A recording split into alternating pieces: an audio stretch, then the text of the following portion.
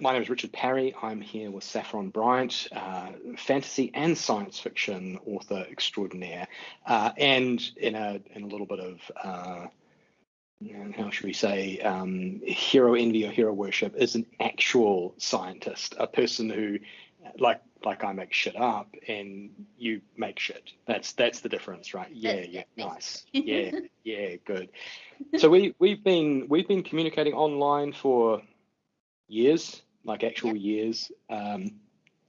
Done a few collaborations in the past. You narrated the start of Chromed Upgrade for me, and I narrated Starship Renegade's beginnings for you, which I think was a good time for both of us. I think we I think had fun with so. it. Yeah, we thought it would be really nice if we could just catch up online and have a chat and do some to and fro with questions. So I have prepared some questions for Saffron, and we'll see how she goes answering those questions. So, bit of a lowball start for you to kick things off.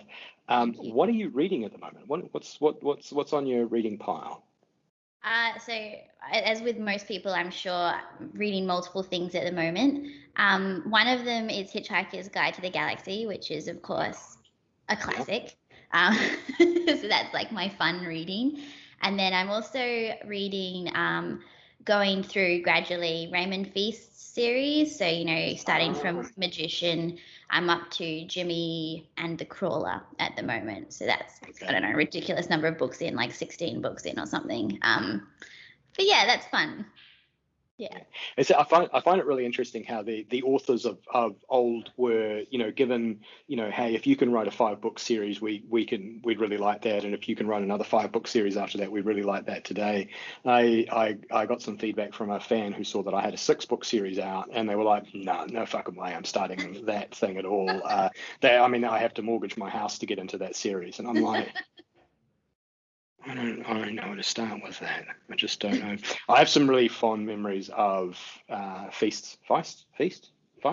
Either or. That dude. I have some Yeah. really fond memories of his work. There's a scene where there's a dragon that's dying of old age in one of those books, and he's Mhm. he's given a gem, some magic thing Yes. that makes Yeah. him young again for like 30 seconds or something before he dies. And I just thought it's such a beautiful emotional. I mean, he's quite good at those like little vignettes Yes. of cool Absolutely. shit. Yeah. Yeah, yeah, yeah, Absolutely. Yeah. yeah, yeah. Yeah. No, I'm very much enjoying it. I'd say the only downside is, as you probably experienced as well, once you start learning writing, you start noticing things wrong in other people's writing. And he is a big bad for adverbs. Everything is very quickly and surprisingly, Mhm. and that, like, to the point that I actually notice now. So Yeah, I've actually thought about starting a wee like YouTube series on critiquing classical authors, right? Like I, yeah, I wouldn't critique contemporary authors because they know where I live, they drive to my house and kill me. mm, But I feel like there's some good ground you could cover with people who might be dead or retired, which would be neat.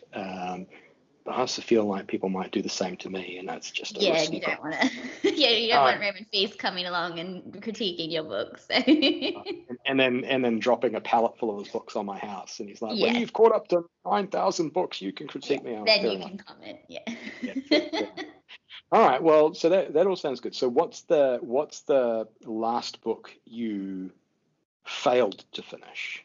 um, I think it's probably Chuck Wendig's Invasion. I think is Oh, probably, okay. Yeah. yeah. Yeah. I got past halfway on that one. But every time I thought it was going to be reasonable, it just kept being less reasonable. So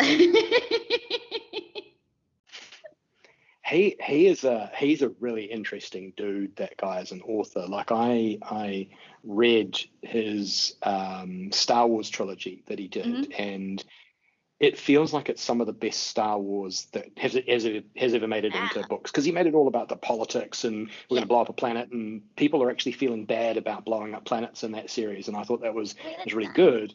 Yeah. And then Disney fired him, and I'm like, oh, he was so close to actually having good books in Star Yeah. Wars, but you know, yeah, yeah, okay, Yeah. well.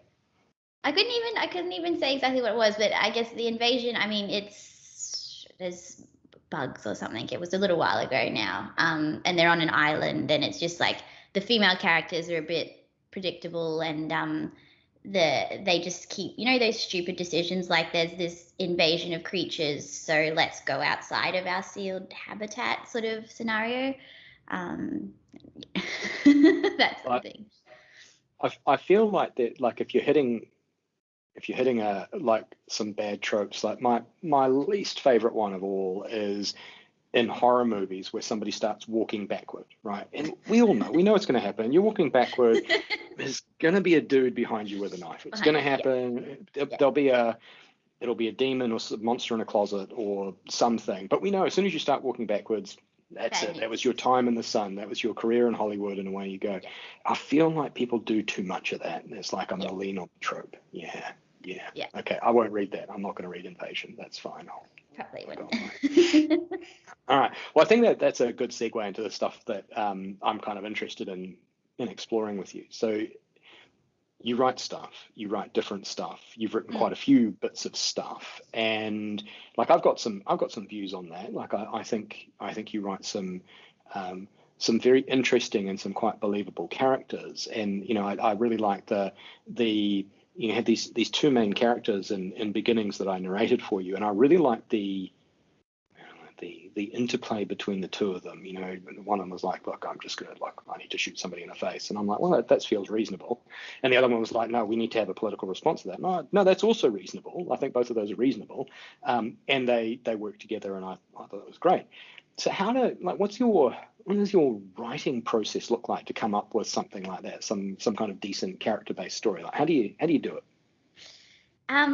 Good question. I think it probably varies a little bit from book to book, but usually I'll have like just a concept, like just something short. So it might be like one of the sci-fi ones I did, it was like, what if vampires actually were real, but they're aliens? So it's like an alien race that's been feeding on humans for centuries.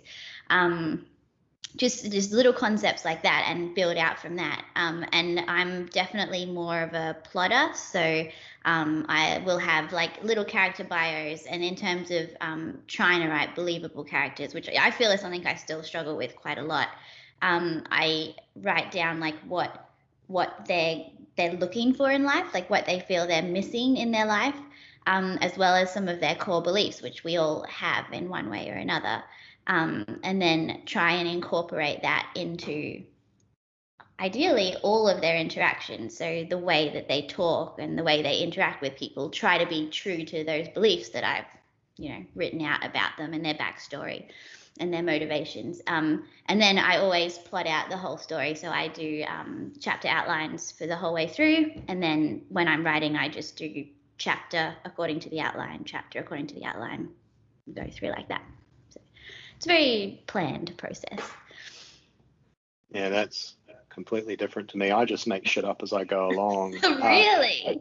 Yeah, well, that's not quite true. I know kind of where I'm writing to. I go like the end is going to look like this, and this is the feeling I want the reader to have at the end of it. And at the start, I define the characters really well so that I know how they interrelate with each other. But basically getting from having some characters and an end is quite an organic process for me. Apparently Stephen King's the same, so I'm like Stephen King. That's what I Yeah, you're basically Stephen King. I could tell that from the writing, actually. Like, I wouldn't have known which one. Yeah, no, I mean, we're brothers from another mother, right? So, okay. So that sounds to me like as you're writing, there's a relatively time-intensive process at the front, right? So you're doing some work up here to make this bit down here faster and smoother. Is that right? Yeah, definitely. The hard work definitely is at the start. So I do it. It's very systematic. Like I know at 50% you're meant to have a low point or whatever it is. So I work out what that's going to be, and then I fill in the outline in between. And then when I'm writing, it's very much like I work it around work. So I sit down for an hour and I write a chapter, and I would never be able to do that if I didn't have my outline telling me what I was writing that day. No, that makes sense. I'm trying to do a little bit more of that writing to a So I'll arrive at a scene and I'm going, I think the scene needs to do this, and I'm trying to write to that script. But I think it's not making any real difference to just making it up as I go along. So fuck it, I don't know. All right. That's my next question on my list here. All right. Okay. So you've finished your writing. You've written a book. You've got your characters. You've gone scene by scene. You've got to the end. You've got this thing that is ready to be released to the world, to the universe. What do you do then? Do you engage people to find out what they think about it? Do you just want to get it out there into the world? Like, what's your general process for getting it in the hands of your fans? Yeah, so I've tried different approaches. At some points, I've tried having kind of alpha readers, which are the people who read it before you release it. But I just found like people are slow to read, and usually by the time I finish writing it, like I want to get it out there. And so I found that the time restraint of alpha readers was just too much for me to deal with. So I have an editor, but that's about it. So maybe it's a bad thing. I don't do the market research in giving it to fans before I publish it. Right now I'm doing something a bit different, because with my Patreon page, I'm actually posting chapters as I write them. So they're completely unedited. So I do feel bad for my Patreons because there's spelling mistakes and typos. I haven't even read it. But it means that they get the raw experience, and it's been very interesting getting their feedback on a chapter by chapter basis, so I can see what they're enjoying and what they're not enjoying, and that'll definitely feed into the editing process when I get to it. Yeah. Have you found that you've either prior to starting with your Patreon feedback cycle or during the Patreon feedback cycle, that you've written something? So you've plotted a bunch of stuff out. You've gone, dude, here are my characters. Dude, here are my scenes. Dude, this is the end. And now I'm going through and writing all of the chapters as I go. Have you ever got to a point where you've gone, chapter 13 is terrible, like the feedback's terrible, or I think it's terrible, or it's just not working. I need to euthanize that and rewrite the thing, or rewrite the book, or replot the book? Have you ever hit something catastrophic? Very rarely in recent times. So rewriting a chapter, yes, especially if I've gone ahead and, even the best outlining can't plan for every contingency, and I'll realize like I haven't foreshadowed this properly at all. So in those cases, I'll definitely go back and rewrite chapters so there's proper foreshadowing for things to come. I don't think I've ever completely tossed a chapter, but I have tossed 3 books. So when I first started writing back in You fucking what? Yeah, 2011, I published. I was still in uni, broke uni student, and I had written a series. I published them on Amazon, but they were completely unedited. I didn't hire an editor or anything, which we all know is a bad thing to do, but that was the situation I was in at the time. And so once I got a job and could afford an editor and got more serious about my writing, I realized that there was a lot wrong with those books. So I've unpublished that. So that's a fantasy series that doesn't exist anymore except on my mum's shelf. So yeah, I have tossed that. That is some bold shit. Do you want to go back to it? Like, do you want to go back and edit it and make it right, or? Look, I have considered it many times because I liked the concept, even if it might have been a bit immature at the time. But it would basically require rewriting the whole series. Like, I don't think it's salvageable, the chapters that I have. You realize how much you've learned when you go back and read your old writing. I do know what you're talking about. I rewrote an entire 160,000 word book once, and broke it into 2 other books and wrote a 3rd book on the end, and that almost killed me. It took me longer. It took me longer to rewrite a 160,000 word book than it would have been to just start again. So the result was good. I was happy with the result. People liked the result. Yay. Yep. But oh man, our recycling bucket with alcohol became a 2-person lift after that. It was a lot of drinking going on to get me through that time. And I feel that that's what it would be like. So I'm moving forward instead. Probably the only other big one I did was my Martian book I initially wrote it in third person and then rewrote it entirely as first person or the other way around. That was a bit of a slog too. It's not a search and replace problem. It is not. No. Yeah, yeah, yeah. Yeah, there's some alcohol involved in that too, I can sense. Yeah. A bit. I'm not very good at drinking anyway, so I don't think I'd ever require a whole recycling bin, but yeah. You're Australian. I find this so hard to believe. It's I like know, you're I know. I'm ashamed to my country. they need to take away your passport and your driver's license. They really do, Yeah. yeah. Okay, so scientist, all good. How do you take the I know science and this is how science works, and this is science fiction and this is what people want, lightsabers or fusion reactors that can travel a star system on a single pellet of fuel or whatever. Like how do you bridge the gap between the science part of you and the science in your science fiction? Yeah, with doublethink, if you're a fan of 1984.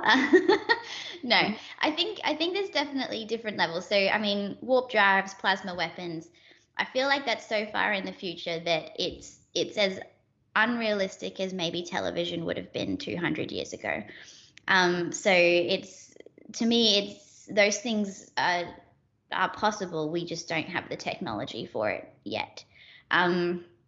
The ones that bother me are the more near future ones that just disobey science that we already know, if that makes sense. So one of the big ones that will always stick with me is the Sarah Connor Chronicles, the TV series. In in one of those, one of the characters needs a blood transfusion, and I think this is the right way around.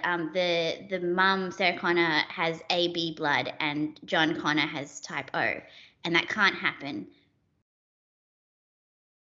That can't happen. That can't happen. No, we worked it out with rhesus monkeys before we kind of clocked the game. So yeah. Like I think you have to have like a 1 in a million genetic disease where like your red blood cells don't properly express their proteins for that to happen. Like it doesn't happen. And it's such, like, blood typing is what, grade 10 biology maybe. It would have been so easy for them to do something else, like anything else. If she'd had type A, then that would have been fine. But no, they went with AB, and it just, yeah. So it's such an easy thing. That annoys me. I saw or read, I can't remember, an interview between the writers of The Expanse, who are collectively James Corey together, Daniel Abrahamson and Ty Frank, I think, are their names. And they were talking about the science in The Expanse, and they said it needs to be testable to a Wikipedia level. So if somebody's looking at the science in their books, they need to be able to hop on Wikipedia and go, bro, what's a warp drive? And it says this is what a warp drive might look like. Do you kind of follow a similar type of thinking? Yeah, to a degree. Yeah, it's like if it's not directly disprovable with what we have now, then it's fine, right? Like you need to have a bit of adventure. Magic is the wrong word, but projected science maybe is a better option. And getting between star systems on a single pellet of fuel is impossible with the current fuel we have, but one likes to think that we might become something better than petrol in the future, so maybe it will be. Pro tip for you is to check out the Hard Sci-Fi blog. There's a guy there who's a huge science nerd who works out how all the things could work in science fiction. Wow. And he worked out how the starships in The Expanse could work by creating an external reactor that then used magnets to drive energy into whatever ship they had to do what they needed to do, which I thought was clever. Bit above my pay grade, but I enjoyed that. Yeah. And that's kind of how I look at it. I'm like, if it's not immediately disprovable, I'm not going to go into the equations of it. But if it seems reasonable, then that's okay. It only bothers me when it's, like you said, Wikipedia could have told you that an AB blood can't yield a O blood. That's guess that brings us on to an interesting question. We've talked a little bit about, horror movie tropes and people walking backwards and getting killed. What are your three most hated tropes you wish would just die in any genre? It can be books, films, whatever. Just give me your top three. I mean, definitely the helpless female trope, which Mm-hmm. continues to persist somehow. I wish that one would die. I think it's getting better, but it still definitely pops up from here and there. So I wish that one would die, which was one of the main reasons that I even started writing, was to have, female main characters who like to shoot things. So that was one of them. Other ones probably less obvious. Oh, this is a hard question. Even though I got some forewarning, this is a hard question. Your comment about, the surrendered female, it irks me a lot too. I feel that death is an equal opportunity employer, right? So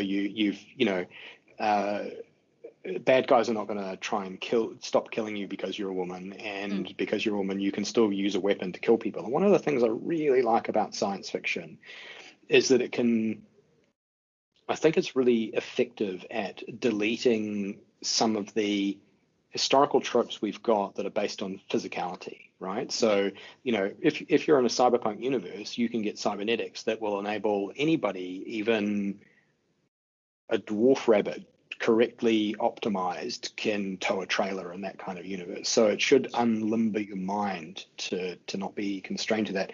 And yet the tropes persist. There's still still the princess needs rescuing from the castle, and it just needs to fuck off. That's what I think. It really does. Yeah, definitely. Okay. Right. Yeah, so I had another one and now I've forgotten it again. Oh dear. Thank you, brain. Would you like to phone a friend? Yes, please. Yeah. Share some wisdom.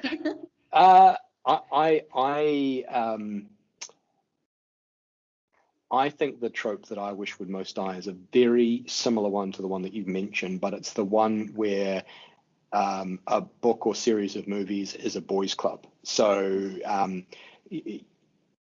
heist movies always seem to have 15 dudes and one woman, or whatever it happens to be. And I just don't understand why that is. I wish it would die, because it's just boring. It's just not very interesting to watch anymore. We've done it 1,000 times. That's right, and it's tokenism as well. It's yeah, definitely. The other one, which I guess is kind of related, is just stereotypical characters in general.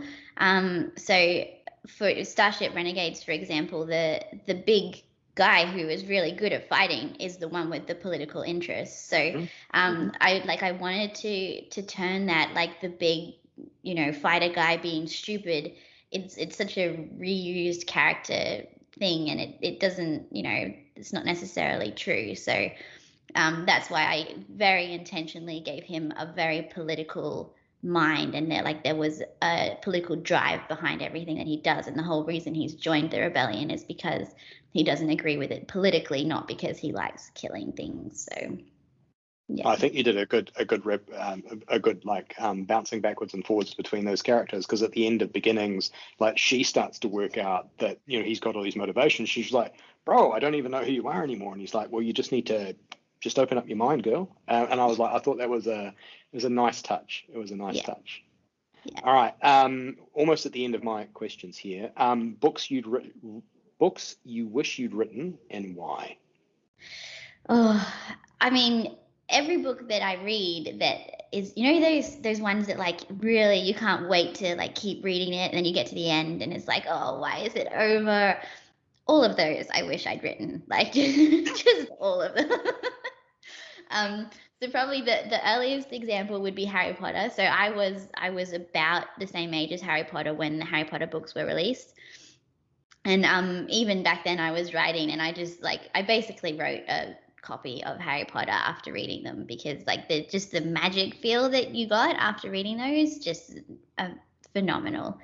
Other ones, probably less known, as Sarah Douglas. She's an Australian fantasy author who has unfortunately passed away, but she wrote really good characters and yeah, really ones that made you think, and same sort of thing. She turned your expectations on their heads a little bit.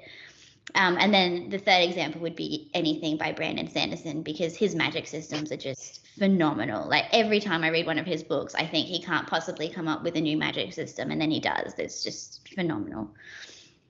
No, he is a talented Yeah. dude. He is a very Yeah. talented dude.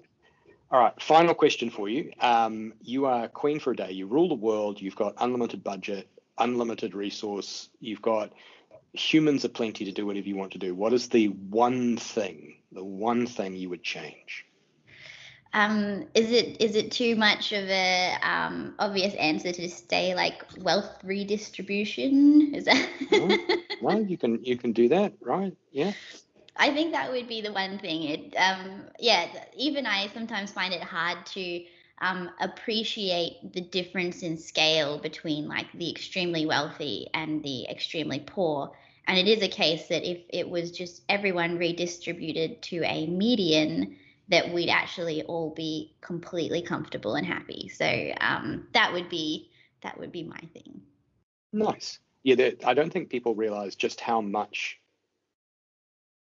the Earth has got. There's a lot of resources on this planet, and it only feels sometimes like there's not enough because we are really bad at distributing stuff. And I appreciate that somebody's going to call me a pinko commie for that, but I feel like it's probably true. All right, that's the end of my questions. Thank you, Saffron, very much for giving us some of your time. You can check out her books anywhere the good books are sold. I will provide some links on that along with this video. Thank you very much, and have a good rest of your day. Thanks, Richard. Please hang up and try again.